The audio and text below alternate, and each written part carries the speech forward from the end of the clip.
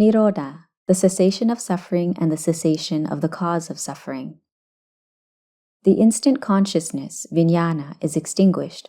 The physical aggregate, rupa kanda, and mental aggregates, nama kanda, cease.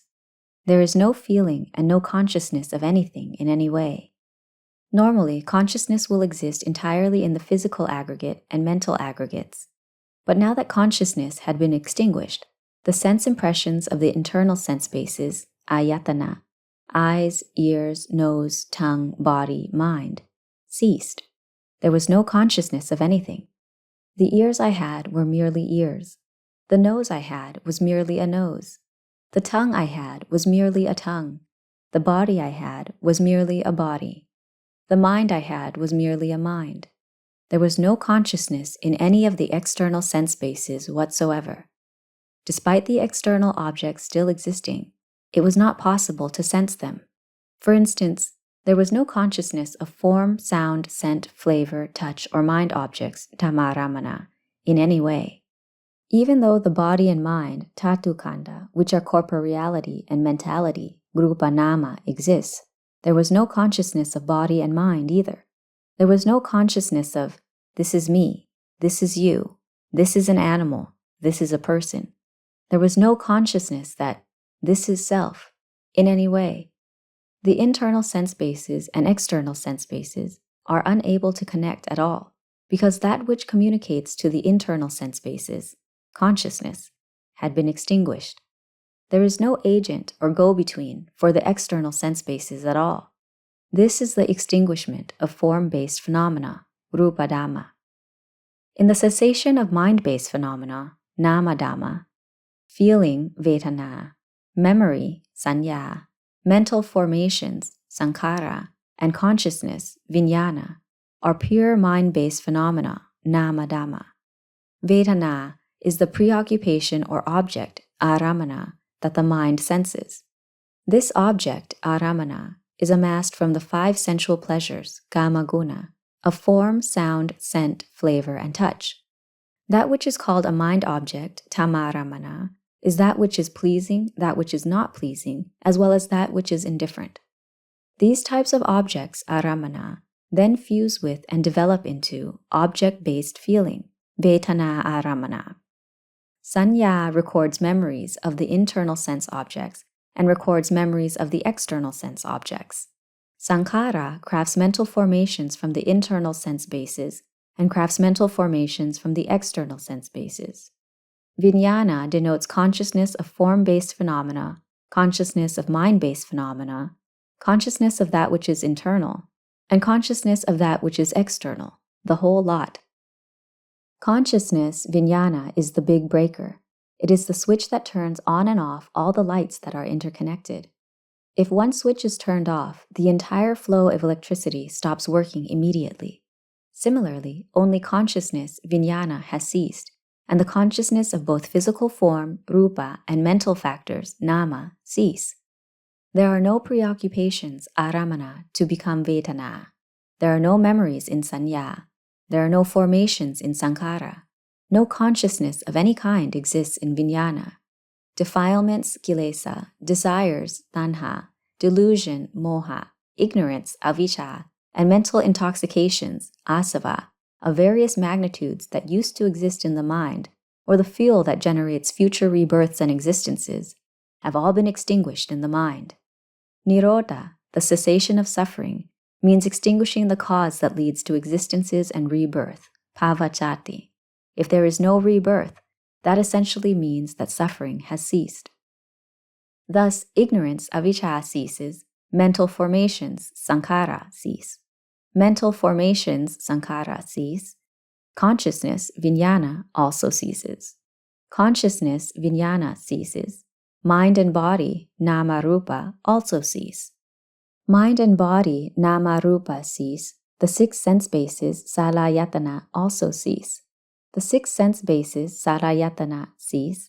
Sense impression, phassa, also ceases. Sense impression, phassa, ceases. Feeling, vedana, also ceases. Feeling, vedana, ceases. Desire, tanha, also ceases. Desire, tanha, ceases, Attachment, upadana, also ceases. Attachment, upadana, ceases. Becoming, bhava, also ceases. Once becoming, bhava, ceases, birth also ceases. Once there is no more birth, from where would aging, chara, death, marana, come? Sorrow, despair, and all forms of mental suffering also completely cease. There is no residue of the fuel for future rebirth remaining in the mind. That's why it is called Nirodha hoti. Suffering has completely ceased. No impurities remain in the mind whatsoever. Thus, form, rupa, is not self. Self is not form, rupa. Form, rupa, does not exist in self. Self does not exist in form, rupa. Feeling, vedana, is not self. Self is not feeling, vedana. Feeling, vedana, does not exist in self. Self does not exist in feeling, vedana. Memory, sanya, is not self. Self is not memory, sanya. Memory, sanya, does not exist in self. Self does not exist in memory, sanya. Mental formations, sankhara, are not self. Self is not mental formations, sankhara. Mental formations, sankhara, do not exist in self. Self does not exist in mental formations, sankhara. Consciousness, vijnana, is not self. Self is not consciousness, vijnana. Consciousness, vijnana, does not exist in self. Self does not exist in consciousness, vijnana. Once this feeling exists within the mind, it is called anatta, or something that has completely ceased to exist. Though still living, the feeling within the mind corresponds to this, so there is nothing that is me or you. Everything is merely a state that arises and decays. That is why it is called Nirodha, the cessation of suffering. Before arriving at the cessation of suffering, knowledge and realization in insight, vipassana, as well as knowledge and realization in insight knowledge, vipassana jnana, had already arisen. That is why it is called wisdom arising. That is, what arises is clear knowledge and clear realization of things that arise and cease within the entirety of the three realms. Everything is merely a conventional supposition, samutti banyati, that is only given a name for the sake of communication within this world. That which is labeled doesn't realize what it is. That thing is nature.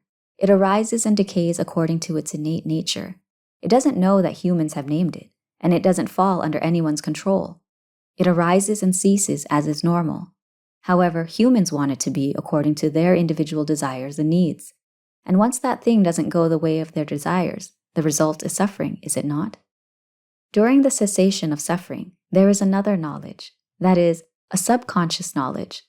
It is extremely refined and delicate, but it is not knowledge that arises from consciousness, vijnana, in any way. It is not knowledge that arises from body and mind, rupa nama, in any way. It isn't knowing within conventional reality, samutti, but knowing beyond conventional reality, samutti. It is knowledge that isn't represented or marked, nimitta, by any samutti. It cannot be described or explained by any samutti. It is knowledge that stands out and is unique to itself. It is as if this knowledge has no value. It doesn't attach itself to anything. It is knowledge that no samutti can explain. It is like the number 0. You can write 100 zeros and they wouldn't have any value. Or if you write 0 100 times, followed by 1, it still has the same value as 1. That's all. This knowledge is the same way. It is knowledge that is not supplemented by samutti, so it is knowledge that is without any meaning. I am observant. That is why I am able to clearly reconstruct and put into order every single symptom that arose.